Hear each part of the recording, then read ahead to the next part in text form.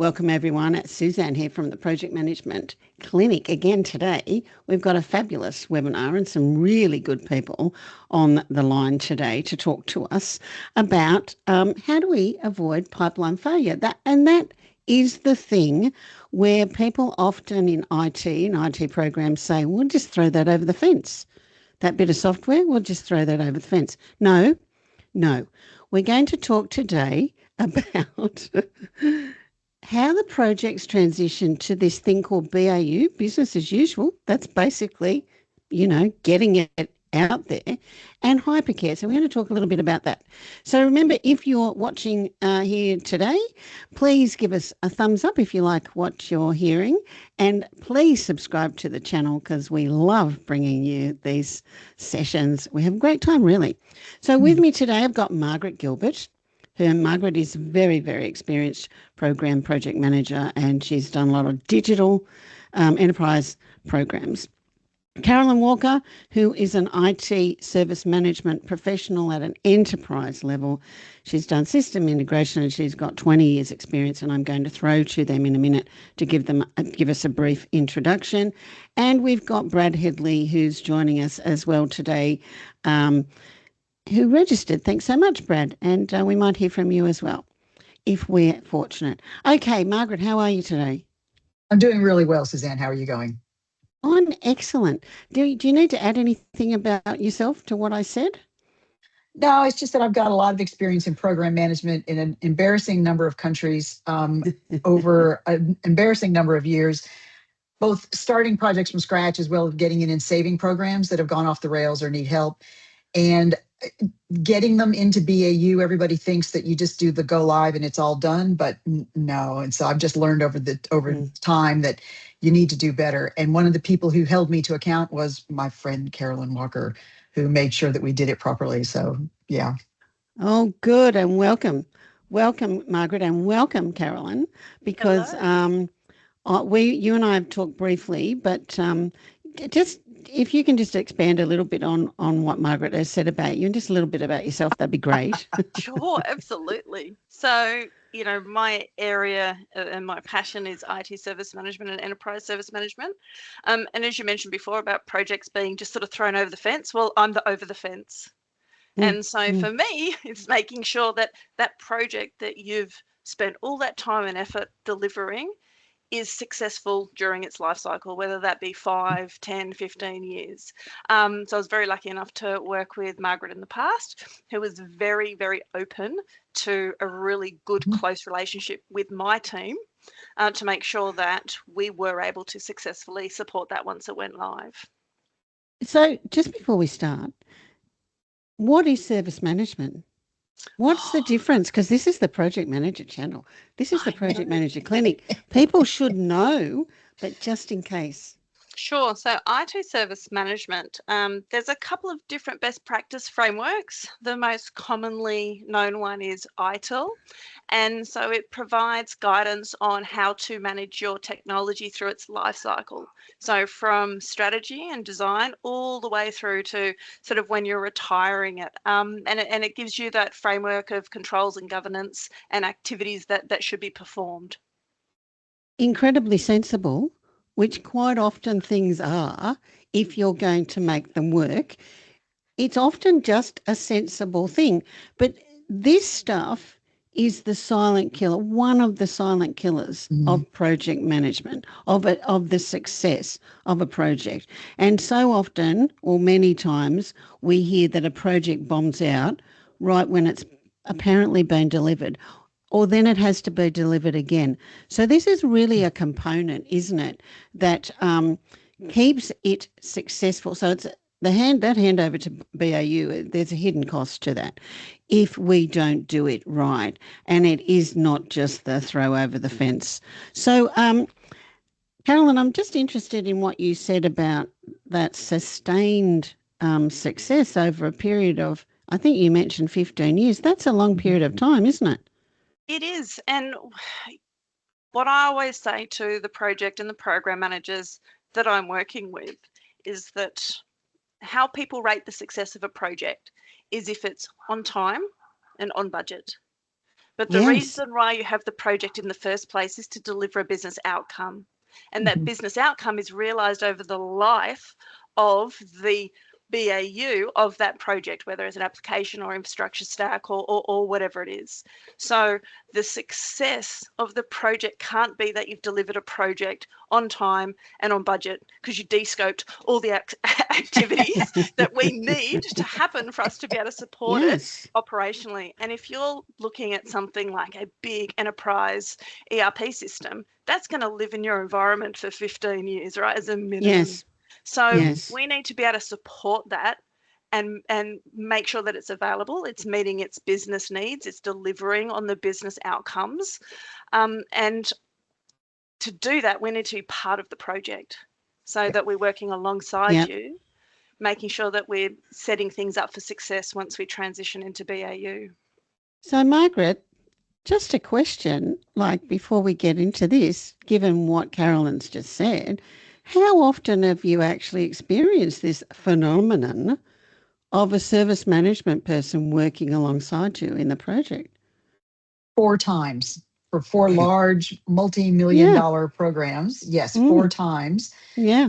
And I got to say, the first time somebody suggested it to me, I thought they were doing some kind of drugs that they weren't sharing with everybody else. But having been through the process that first time, and it was only for a piece of a larger program, I wish we had done it for the whole program. And then since then, any big program that I have, I make sure that that's that's part of the program scope. And then you have to get the business, and I know I'm jumping ahead, but the business side has to be supportive as well. So I will say that when I've said, look, this is what I need, and we'll talk more about that later, and the business just says, are you crazy? We've never done that before. And I'm thinking, well, there's always a first time. But there are people who jump on board and say, this is excellent, we should always do this. And others who just still think you're crazy and they don't understand what the big deal is. Look, I heard about ITOL, I must say, many, many years ago. I'd say mid to late 90s. I know that's a long time ago, but that's how old I am, right? And it was like a religion. These people were hanging around in groups, small groups to start with, preaching this stuff. And we all thought, this is a bit weird, right? But it's a bit like pretending that the house that you're going to live in, which is going to be your home, is really not the important part. The important part is the building of it. Or the building of it was really good, but actually the house is not suitable to us at the end. So we really need to think about this the whole way through. So, and just Brad, just in case if you would like to, contribute, just take yourself off speaker, okay, and I'll make sure you're included. But what can we do to prevent the failure? And what's the project manager going to do? And how does it all work? That's what we want to talk about today. And Margaret, you sort of alluded to this. What are we doing as a program manager or project manager? So the first thing is to get people talking about it. And one of the good things about ITIL is it does give you a language to describe what happens after go live. And when you're in the project space and all you're doing is design, build, test, release, you don't know what's on the other side of that wall, and you don't have a language to talk about it. And there have been times where the people on the other side of the wall don't have a language to talk about it either. It makes it really difficult. So by expanding your view, it's not just design, build, test, deliver, that there's hypercare and post go live support and BAU. Then you have to get that going early, though. You have to set expectations so that everybody on the program understands that that's what we're doing, that that's the whole point of the exercise. And it's not just to put out some cool database or some new portal or some cool app or whatever the cool. Don't get me wrong, I'm a nerd and I love the cool technology stuff. But if it isn't helping people do their job better or making customers happier or making users happier or making the company money, then it's just an academic exercise in a business environment, and it really doesn't add any value or improve anybody's life. So but again, it has to be, you have to broaden your horizon. You have to realize that there's more than go live. And I've been on programs where the go live is, pick the 1st of November. and everybody finishes up that week. So the 3rd of November, everybody's done. Their contracts are over. They're all their history. Yeah. And then the business says, but wait, we'd like to tweak this, or now that we're looking at it, it's not performing fast enough. We need to do something. And it's like, I'm sorry, my team is gone. So because we didn't plan for that, what happens after? We did the program. Yeah. We delivered, but the business is never going to realize the return on investment if they don't set it up for success again for 15 years. And you can't wait for 15 years to get the return. You need to start seeing value from the program literally the day. Actually, you should start seeing value a couple of months before it goes live, as people get excited and it builds that momentum and that interest, and people are ready. So when it does go live, they're good to go. And so you can't wait until the week before go live to send out the email and say, oh, by the way, over the weekend, we're changing everything that you do. And so when you come in on Monday, there'll be an email in your inbox that explains to you what's different. And sometimes it doesn't come out till Tuesday because they didn't get it done in time. Meanwhile, all the systems have changed. And I actually had that happen to me. And it was not good. That's why I'm laughing too. Yeah, Carolyn. What? I've been on the other side of that where, someone's come to us saying, oh, we're going live in 2 weeks and it's a new platform, or it's a new application. I don't have the skills. It's, significant increase in resources and capability, but no one's funded it. No one's thought about it. And so Hypercare has been extended for a very long time while we sort out that part of how we're going to support this that you've spent all this time and money building. Now just tell us a little bit about what Hypercare actually is. What are you meaning when you're saying Hypercare, and who's doing it? Well, when we did it, Hypercare was the program team. So there was a series of cutovers from test from test environments to pre-prod and pre-prod into production. And so when it went into production, that was, there were a series of those cutovers. And once it goes into production, that's when Hypercare would start. And that's when the program team steps up, and instead of design, build, test, they're actually doing the support.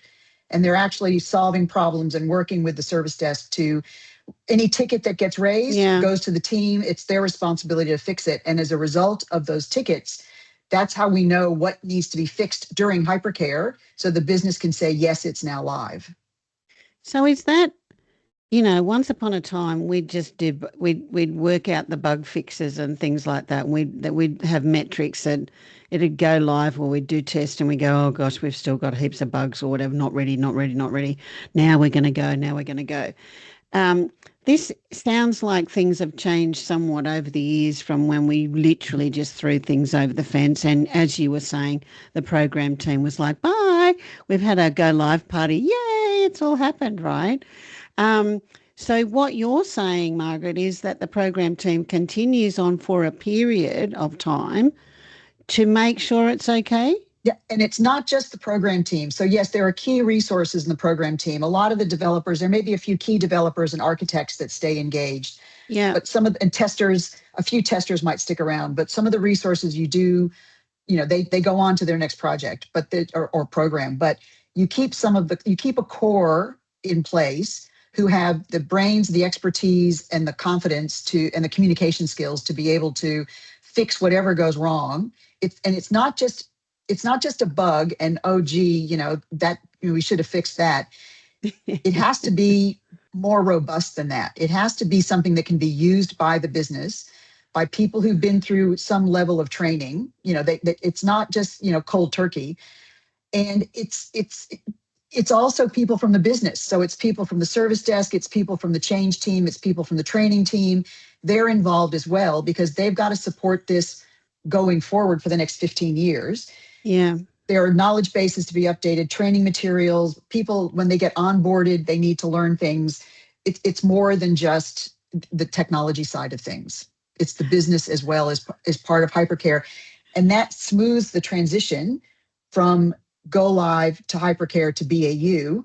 If there's some that go from the program to go live, from go live to Hypercare, and some who go from Hypercare to BAU, it just smooths that transition. The knowledge, internal knowledge, stays in the business so that people can grow and exploit what you've given them from a technology perspective. Now, the questions in my mind, I'm writing them down. But Brad has got a question. He's put his hand up. Yeah, so how do you differentiate the difference between a warranty period and the hypercare period? So understanding that they're two pretty much different things, how do you draw the boundary between them? So sometimes they're done by different people. So sometimes the warranty period is done by the vendor or the firm that's been engaged to deliver, from a technical perspective. Their criteria tends to be different from a warranty period than the criteria for the handover from Hypercare to BAU. So the Hypercare to BAU tends to be more on the ground, user facing, where you can't hide from them because they know where you sit. And if they don't get the answer from the service desk, they're going to come and find you, and you're never going to escape. Warranty tends to be a bit broader, and it tends to be more at the technology level, so that there's availability, reliability, that the transactions per minute or whatever that's what warranty tends to be, more like that.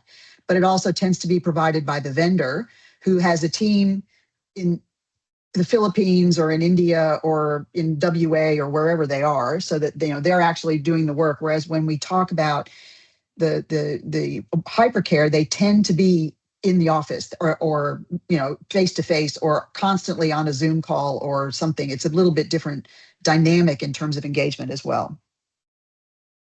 There's a lot in this, isn't there? And Carolyn, while you were talking, and I think Margaret was talking, there were a number of things like training and, making sure that the service desk knows what they're doing, blah, blah, blah, making sure that people are aware of the change that's happening. So what's the difference then between what you're doing in service management and a change manager? Isn't a change manager doing all this stuff? Depends what sort of change manager you're talking about. Are you talking about an organizational change manager or a technical change manager? And neither of them are actually doing all of that either. Because you can see, like, where I'm coming from is an executive that knows not really a lot about this part of it is going to say, well, don't you do that as the program manager? You do that? Well, haven't you got a change manager that does this stuff?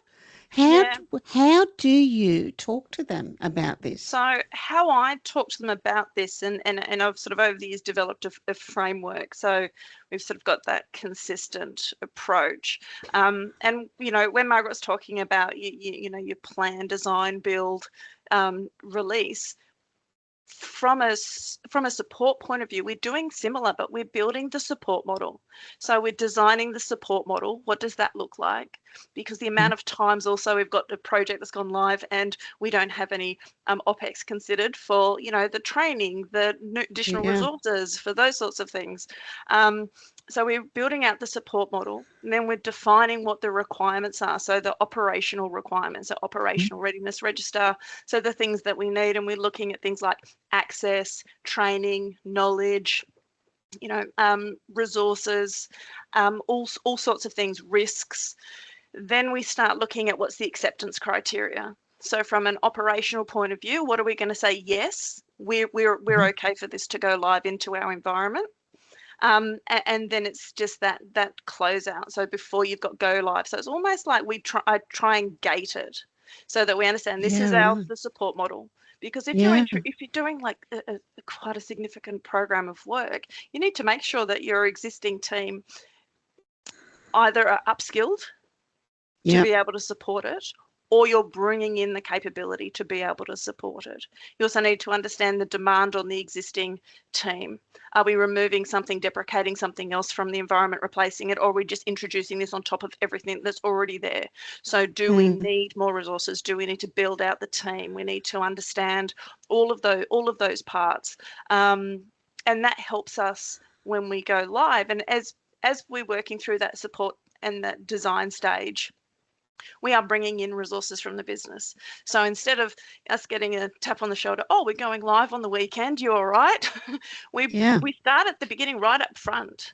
So there's been some projects I've been on where some of those design decisions have hinged on me being able to provide the capability of the existing team to be able to support that. Of course. And there's an extra Yes. complexity there too, because if you have a business that runs 24/7 or runs across multiple parts of the world, the team that Caroline is managing, day to day may not be the only support team. You may have an offshore team.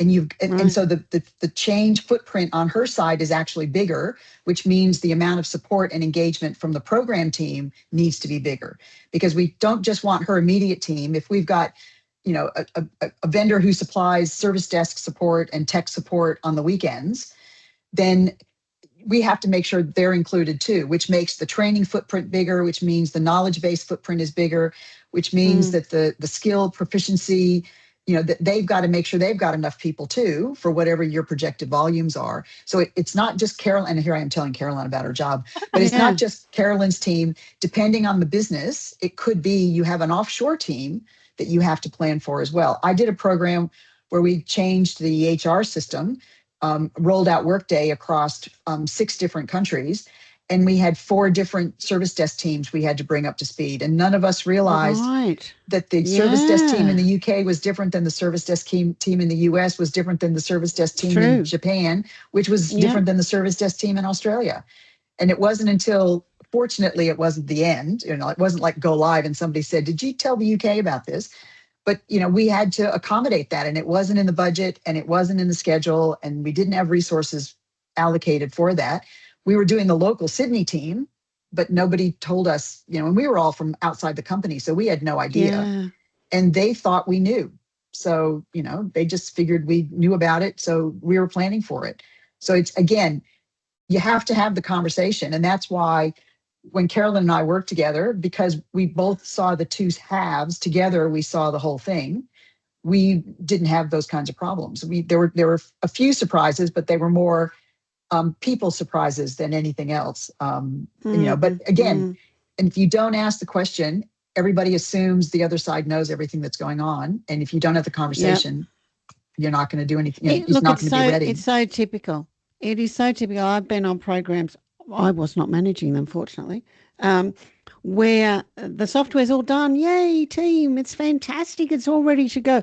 Well, guess what? We do not have room for you in the pipeline for your testing. You can do your testing as much as you like, but you're not going to be able to put it in production because we don't have you in the pipeline.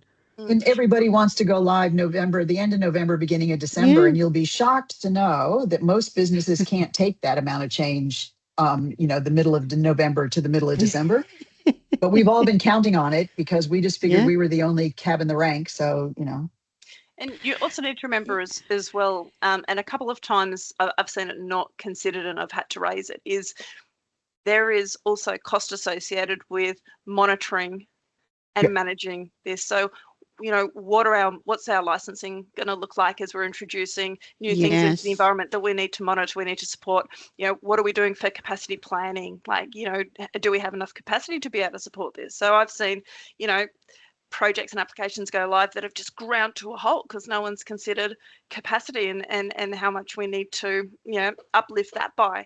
And so some of those real operational questions are missed, but we capture it in our operational readiness and in our support models because we start looking at that. Who's monitoring it? How are we monitoring it? How are people going to be logging tickets? Do we need to introduce new catalogue items, new workflows, new approval workflows, all those sorts of things? What knowledge do we have that we can start publishing out? And that's where your organisational change managers come in and help with those sorts of things. And that was one of the things that Carolyn and I did really well for the program we worked on together, because my program actually seconded somebody, one of the senior people from their service desk, which was not easy. Let me just be clear. They did not, that was quite an accomplishment to get agreement for. And the program backfilled a replacement. And then the person from the service desk, they literally were involved in everything. They were across all of it because they needed to be, so that they knew what was coming, so that they understood how it was going to work and what the impact on the business was going to be. They worked with the training team, the change team, the super users, the architects, the cyber guys, to make sure that person from the service, from the support side of things, had the complete picture. And then getting them involved early, and I mean early. I'm not talking about, a week before UAT starts. I'm talking, you're engaging a testing team, you get the service desk seconded person in, Yes. so that they have time to get their head around everything and to start planning all the things that Carolyn has mentioned. It takes time. They've got to talk to the service desk manager and the support managers to make sure that what they're doing is, that they're raising the flags or raising the awareness early enough so that they do have BAU funding. They do have OpEx funding. They've got career plans that they're not just going to flood the service desk with 20 new people who don't know what they're doing, and making sure that the right people are put on the right parts of this, because everybody has different interests and skills. You don't just, you don't on a project, you don't make the tester in charge of architecture, and you don't make the cyber guy a tester. You leverage their skills and expertise. It's the same on the operations side of things. And so by getting that, and at least one, once I did get lucky and I got two, but at least one resource from the service desk who is dedicated to the program. And again, they get invited to every meeting. And basically the rule was, if I'm in the meeting, they're in the meeting. And that way they stayed across everything. And that's how they knew who to ask questions of. Yeah. And that was how that smoothed that conduit to the operational side of things, because they knew how it worked now. They could see what was coming and how it could work. And they could work with and they did work with Carolyn's team to make sure that everything was taken into account. So they would come back with questions that they'd gotten from somebody on the operations side of things. And it's not that the person forgot. They were busy. They had a lot going on. Yeah, and by talking to other people, that was when they got those reality checks, made for a much more robust hypercare planning and hypercare delivery and smooth into BAU. And we went into BAU sooner than planned because hypercare went so well. Not to brag, but it was not something that usually happens. I worked on another project after that where they'd been in hypercare for 12 months and still hadn't got a firm date yet to go live, for the transition to BAU. So, I just put that out there, that the way that we approached it, the things Carolyn and I are talking about, can actually reduce hypercare if things are actioned and, taken care of for, and hypercare gets the proper support. You can smooth that transition into BAU much more readily than throw it over the fence and hope for the best. And that particular project, I was lucky because I also had a service design and transition team. So I had a team of, service support designers and transition managers, and in our pipeline, we had like 58 active projects and programs that were coming through. So I had a small team trying to be across all of this. So we were very, very lucky that Margaret was like, I'm going to fund someone dedicated at a service desk. And I'm like, cool, because service desk is that first point of entry. When things break, they go to service desk. So they see everything. They get to, they know what's going on. So, and I was able to backfill that. So with the support of my service design and transition team, and providing and guiding them, the service desk analysts, we were able to embed in the project. It was very, very successful. And he was embedded in the project, literally. He was. Such a great resource. Every time you turned around, there he was.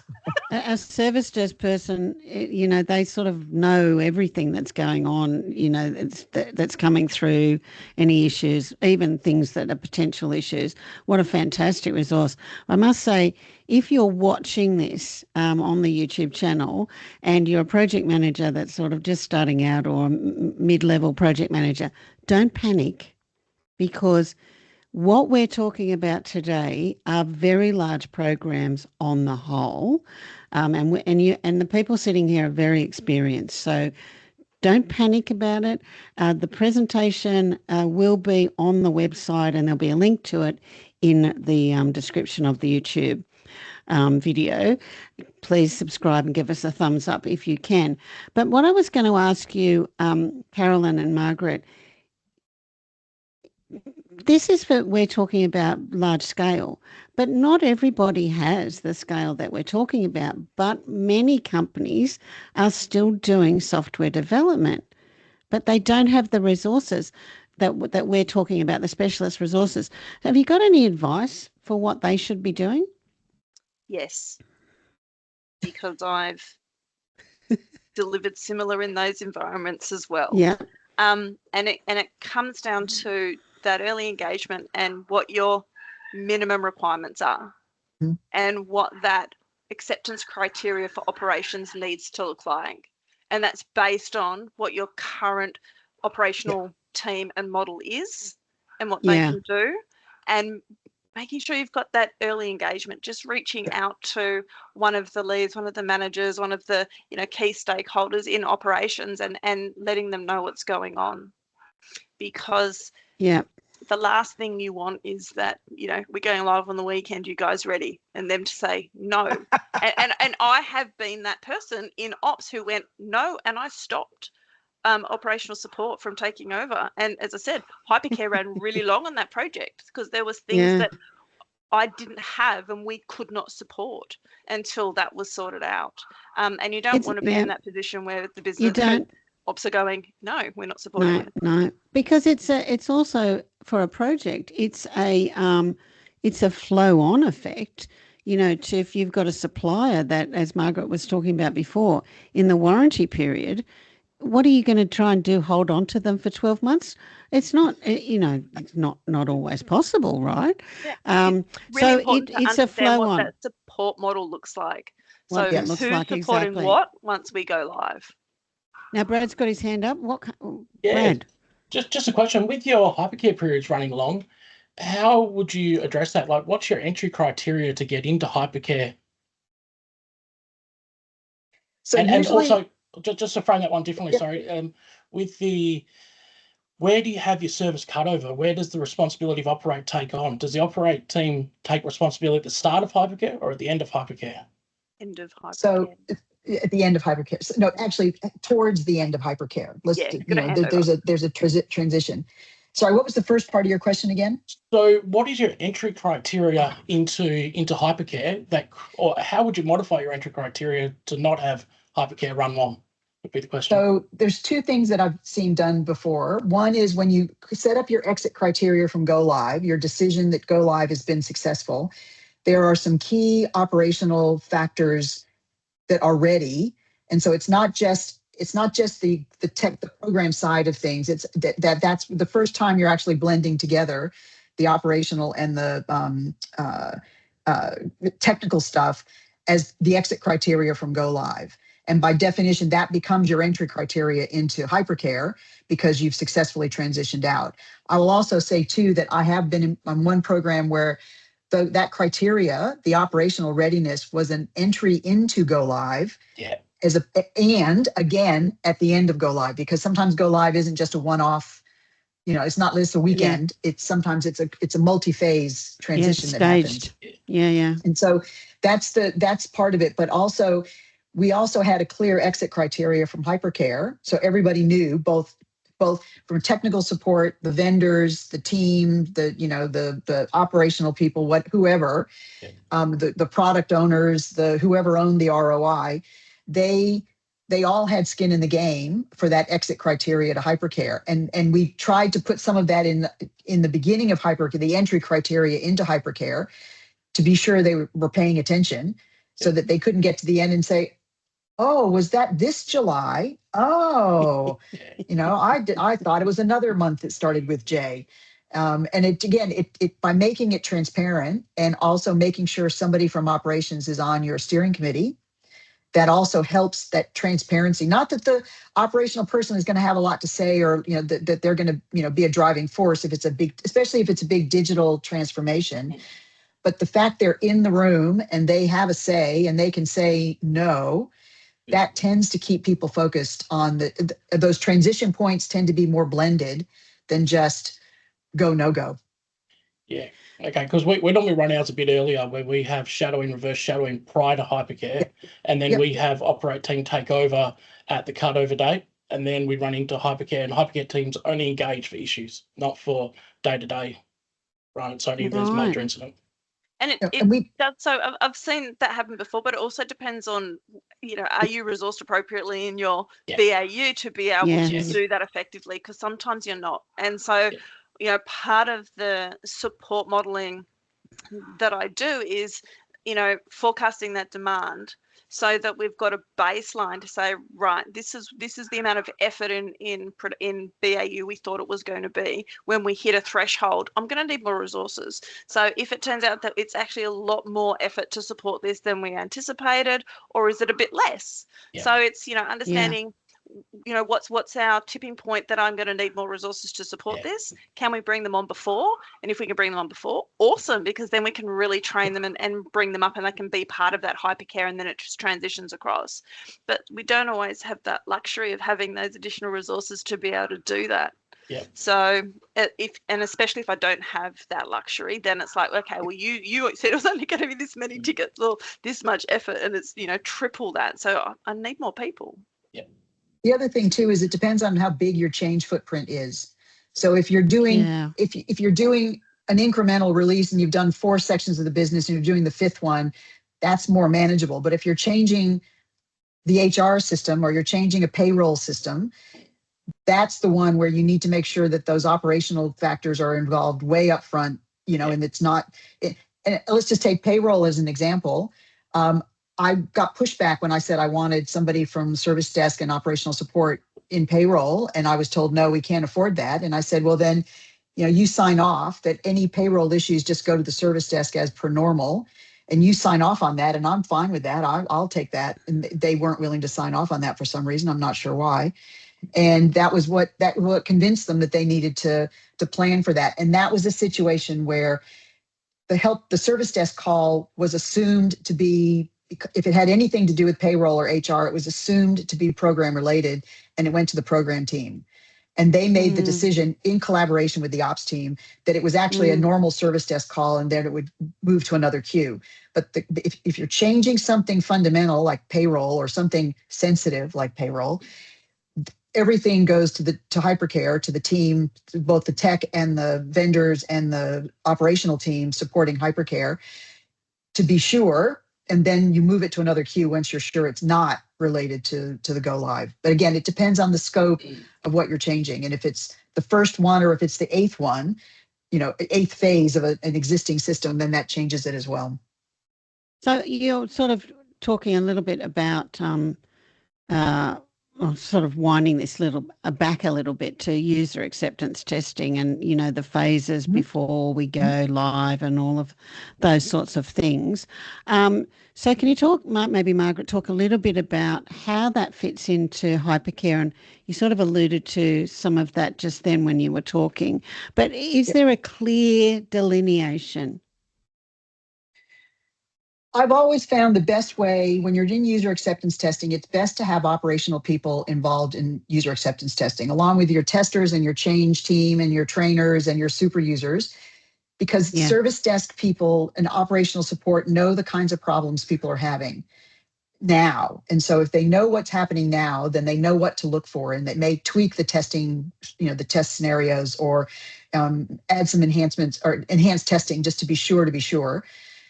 But by getting them involved as early as UAT, hands-on involved as early as UAT in terms of operational support, they see how the problems get identified. They see what the symptoms are. They see, what does it take to fix it and who gets involved. They can make sure that the knowledge base articles are ready to go so that when the ticket does get raised, whoever takes the call looks it up and finds these are the things I need, these are the questions I need to ask, and this is how I know where it goes next.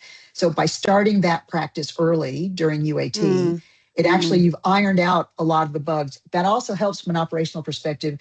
If we know that, there were, 1,000 bugs that were identified and 800 of them had to do with these things, we already get a lot of calls about those things in the current system.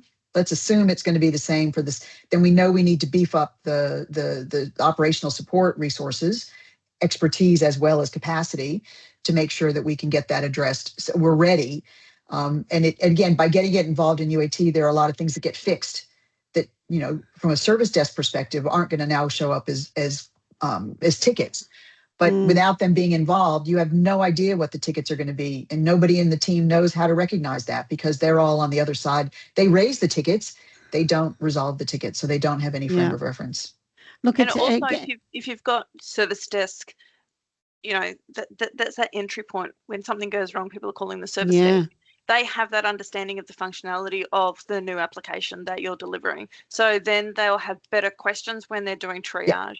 They'll understand more, they'll be able to ask, good questions. They'll be able to identify the right team to resolve it quickly, as opposed to having no idea of the application, what it does, what it looks like, Never heard of it. Never heard it, exactly. Yeah. Had a couple of those, I thought they said such and such. No, and, they say it's logged on, wait, it's in the drop-down list. I didn't realize that. Yeah, that's always a good sign. Yeah, exactly. Yeah, look, and it's again goes back to, and Margaret, you and I have talked about this before, project managers need to be curious. You need to ask questions. You need to broaden your outlook.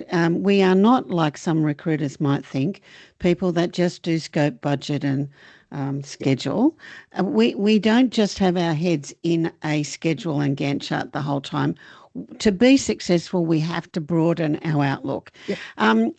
Now, Carolyn, can I ask you the sort of tools and techniques or documents that we might see that are used maybe in the planning stage that maybe a project or program manager needs to consider in their own planning to include? Sure. So usually I've got, it's like a plan on a page, but it's your support model. So it's understanding the different players. We're looking at things like, infrastructure, network, application. Then we're looking at the business owners. We're looking at the product owners. We're looking at stakeholders. Any sort of reporting that comes out of it, you'll be amazed how many times we have issues with reports not running and need to know, well, who's managing all the time. Who's looking after that? How are we monitoring? What sort of integration do we have with other applications or platforms? Who's responsible for that? What are our vendors doing? What's the scope of the vendor support or a managed service provider? And when you sort of map that out on a page, you see your gaps. Very easily. So, level 1, level 2, level 3, start there, talk about the different technology delivery areas, and then you can quite easily see where your gaps are. After that, we then start moving to a transition plan.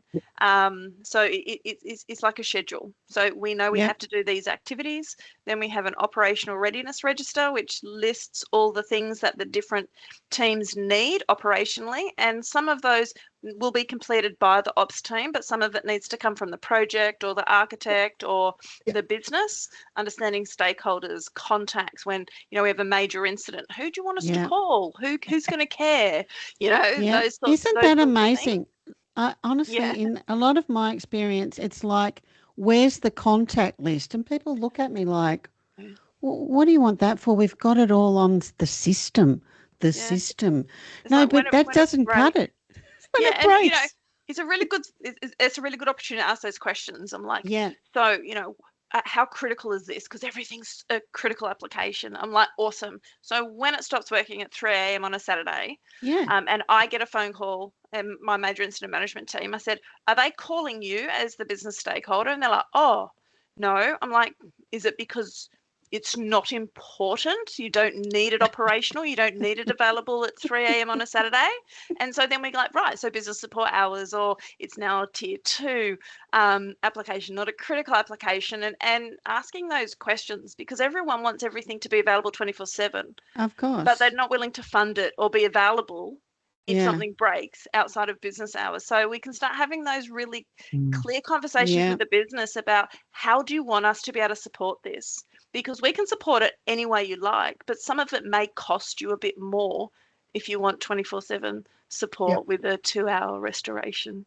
And I did a program for a medical imaging company, and they run the imaging clinics at hospitals in New South Wales and other states, and Victoria too, I think. And this idea that something is 24/7, it's legitimately 24/7. There is no downtime. It's done by staff in New South Wales during core business hours, say 7 a.m. to 7 p.m. But outside of that, there are services that are provided by other. So if we needed to make some network changes, or needed to make infrastructure changes, or install a new, scanning machine, or upgrade the software in the scanning machines, The only time we could do it was Tuesday nights, because from an emergency department perspective, that's the only time, that's their slow time, is Tuesday night from 10 p.m. to 6 a.m. Wednesday morning. So, you know, that's one of those situations where the 24/7 availability is serious, but you have to plan extra planning to make sure that you've got the support in place, because if you haven't got people who can support that machine and you've got people in there being scanned, and it's an emergency department, and if you don't do your job right, somebody dies, and legitimately somebody dies, it puts a whole new lens across it. So again, a lot of it is business sensitive, and there are times where the 24/7 is not negotiable, but there are other times where they want it to be 24/7, but don't call them. And if it's a public holiday in any state in Australia, don't call them. And if it's school holidays, don't call them. Don't call them. And that's what we work through in that, you know, support model, and then also in that operational readiness is the levels of support that we provide, because then that we need to be able to cost that up from a resourcing point of view as well. And then we take that operational readiness and we keep working through that through each phase of the project or the program as well, because we iteratively update it as things change and come about. And then that becomes our key artifact for our acceptance certificate for go live, because we track what's been delivered and what's outstanding. And if anything's critical that hasn't been delivered, then that goes as a risk into our acceptance certificate, and the business needs to sign off on that. Exactly. Say, you know, we and have they not need received to. This is critical for us to be able to support it, and you need to be aware of that. And then usually I take those and turn them into the improvement plan as soon as we go live. But they know about it in advance. The whole point is it's not something that they get the day it's going live and saying, can you accept all these risks? We manage that at a steerco level and an exec level. Everybody knows about it. They may not like it, and sometimes they don't, but they know that we're going to come to them and say, whatever hasn't been resolved, we're going to ask you to sign off as part of the go live and the part of the go into hypercare and part of the go into BAU. You need to sign off on that. That tends to focus the mind a bit more. Then they can't use the excuse, well, you didn't tell me this was coming. And I have had executives who tried that, and then I just show them the minutes of meetings that they've attended for the past 4 months to remind them that, yes, they actually did know about that. And then, you meant me. And I'm thinking, because you're the, because there were 5 Bob Smiths in that meeting. So that was how, you obviously were confused. But again, the things that Carolyn and I have been talking about, it gives them plenty of notice, and they know that those are the exit and entry criteria. They know it's coming. It's either fixed or signed off. They accept the risk. And at the end of the day, it comes down to what the business wants to do. And, what are they willing, what risk are they willing to wear? Exactly. Look, we've been joined by Nick. Nick, we've only got about 10 minutes to go now, and you've come in about 22, I think. Just wondering if you have any questions you want to ask the panel just before we go into the next thing, which we'll start to wrap up fairly soon. Yeah, no, if you thanks. do, yeah. I do apologise. I am late, but I did. I recognise that voice. Yeah, I do recognise that this is being recorded as well, so I don't want to hold you up. Okay. I will do the right thing and actually review the recording after. Sure. Okay, perfect. And there will be contact details, so you can always get in contact anyway. So that'll be good. Thanks anyway for joining us. That's perfect. Now, just a little bit quickly, Margaret, Carolyn talked a little bit about the sort of artefacts, I guess, basically, that will be prepared. What do we as project managers need to be really aware of during our project, that artefacts that we need to prepare? So we need to do all the things that we do internally for a program, and again, or a project. And I'm talking, these are technical transitions. Carolyn may not appreciate me saying this, but I tend to think of the service desk and operational support as being one of the vendors that, we have to engage with. And whatever artifacts I would provide for whoever's building the software or installing the hardware or setting up the cloud or doing the cyber work, I treat the operations team the same way.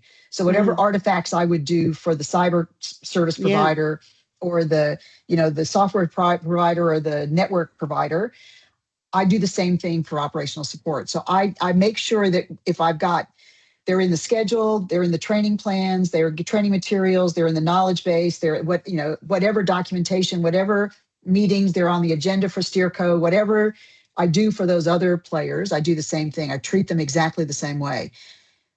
Because some of their needs are going to be a bit different. They're not going to be exactly the same. And there may not be, they may be in the risk register, but they may have their own registers because again, they're running a different business they're going to use after the project is gone. But I tend to think of them the same way as one of those key partners that you're doing the project with to make sure that they're on an equal footing. And if there's something special that the cyber team needs, well, then, we accommodate that like penetration testing or something like that. But if there's something special the operations team needs, well, we accommodate that the same way.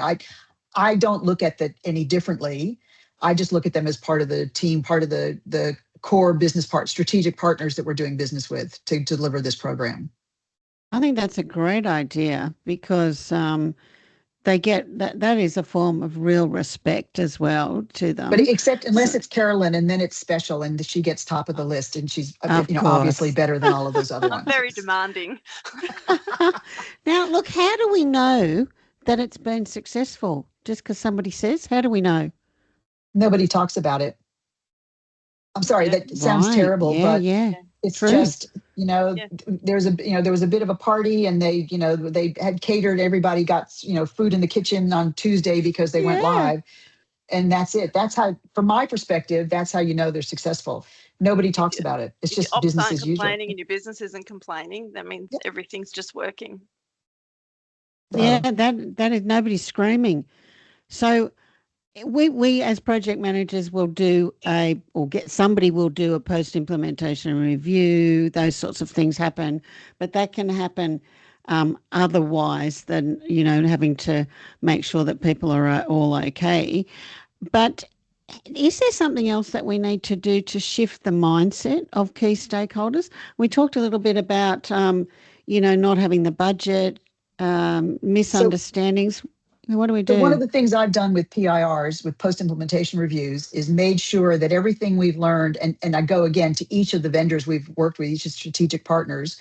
Yeah. What are the 3 things we could have done better collectively? And no names and no blame, because I actually haven't got time for that. So, I'm not interested in that. Do that on your own time. But what could we do better? And then I try to make sure that gets embedded in the schedules and the plans for all current programs as well as future programs. So the templates that we use get updated so that the next time somebody takes that stack of templates off the shelf and they need to set up a program, it's already there. And that just takes away some of the, but in flight is harder, to be fair. But again, if you've been letting execs know that this is how you do it and you get your return on investment faster and you start realizing, you start delivering better services and making more money, they tend to be more receptive to the in-flight projects, giving them some extra funding. And it goes through a change request process, but to make sure that the operations team is engaged and that you treat them like you would any other vendor who's going to be doing support after the project is finished. Yeah, perfect. Look, we're going to start wrapping up now because we got 4 minutes. But Carolyn, is there anything that you'd like to add to summarize? I think just engage your support early as possible. And, I run it as a sub program. It's like a sub process to the project. We're designing the support solution, then we're building it and then we're working through our operational readiness and what we need there until we get to, that acceptance criteria sign off. And I think it's important to understand, you said, what's the project success? And what I'd like to see is a shift in the mindset from it not being I delivered it on time and on budget. I would like it to be in its life cycle, in 12 months from go live, is it delivering the business outcome? And is the business able to support and maintain the technology that's been introduced into the environment? To me, that's how you mark success. Yeah, absolutely perfect. And Margaret, have you got anything you want to sum up? No, I think I've hit everything. And again, you'll be shocked to know that what Carolyn has mentioned is probably what I was going to say anyway. So we'll just let her have that one. Now, anything from you, Brad? No, all good. Thank you. Perfect. And Nick, anything from you before we wrap up? I've got nothing to add at this point in time. So, and no Perfect. questions from you. Thank you. No, perfect. Thanks so much. So thank you again to everyone. Please remember to subscribe to the channel. Give us a thumbs up if you've liked what we've done here today. And to our expert panelists, Margaret and Carolyn, thank you so much. That was a great session. Thanks to Nick and to Brad for attending. And of course, this will be on the YouTube channel. Thank you. And Thanks, you'll be Susan. able to see it there. Thanks. And Yep. Thanks, Suzanne. have a fabulous project day. Thanks, everyone.